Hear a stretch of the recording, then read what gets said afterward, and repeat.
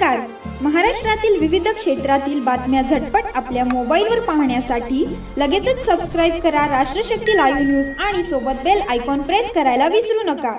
नमस्कार, मी राधिका जाधव आणि तुम्ही पाहत आहात राष्ट्रशक्ती लाईव्ह न्यूज, जिथे आम्ही स्थानिक राजकारणाचं भान ठेवूनच बातमी मांडतो. आटपाडी तालुका खरसुंडी जिल्हा परिषद गटात निवडणुकीची रणधुमाळी सुरू आहे. स्थानिक स्वराज्य संस्थांच्या निवडणुका जवळ आल्यात आणि सध्या आटपाडी तालुक्यातल्या खरसुंडी जिल्हा परिषद गटात राजकीय घडामोडींना चांगलाच वेग आला आहे. महायुतीतच महाभिड काय? भाजप, शिवसेना, शिंदे गट, राष्ट्रवादी, अजित गट हे तीनही महायुतीचे घटक पक्ष एकमेकांविरोधातच रिंगणात उतरतील अशी चिन्ह दिसत आहेत. कारण सध्याच्या घडामोडींवर एक गोष्ट स्पष्ट होते की आरक्षण काय लागतं त्यावरच खेळ अवलंबून आहे. काँग्रेसचा पाया अजूनही मजबूत. दिवंगत मोहन काका भोसले यांच्या काळात काँग्रेसचं वर्चस्व होतं. त्यांचे वारस जयदीप भोसले आजही राजकारणात सक्रिय आहेत. गेल्या वेळेस पराभव झाला असला तरी पंचायत समितीवर काँग्रेसने विजय मिळवला. जयदीप भोसले यांनी शिवसेनेच्या उमेदवारांना विधानसभा निवडणुकीत जाहीर पाठिंबा दिला होता. बदलते पक्ष, गोंधळलेले कार्यकर्ते.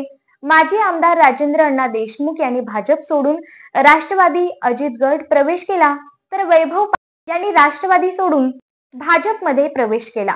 यामुळे कार्यकर्ते पुरते गोंधळलेले आहेत. मतपेटी कोणाकडे झुकते हे सांगणं. शिवसेना, शिंदे गट गावागावात मजबूत नेटवर्क. आमदार सुहास बाबर यांचं गाव पातळीवर चांगलं टीमवर्क आहे. त्यांनी केलेली विकास काम हे त्यांचं मोठं भांडवल आहे. शिवसेनेचे तानाजीराव पाटील हे जिल्हा बँकेचे संचालक आणि सक्रिय राजकारणी आहेत. इच्छुकांची यादीही मोठी. काँग्रेस जयदीप भोसले, शिवसेना शिंदे गट चंद्रकांत भोसले, साहेबराव चौरे, मदन कातुरे. भाजप ब्रह्मानंद पडळकर, विलास काळेबाग, कैलास वाघमारे.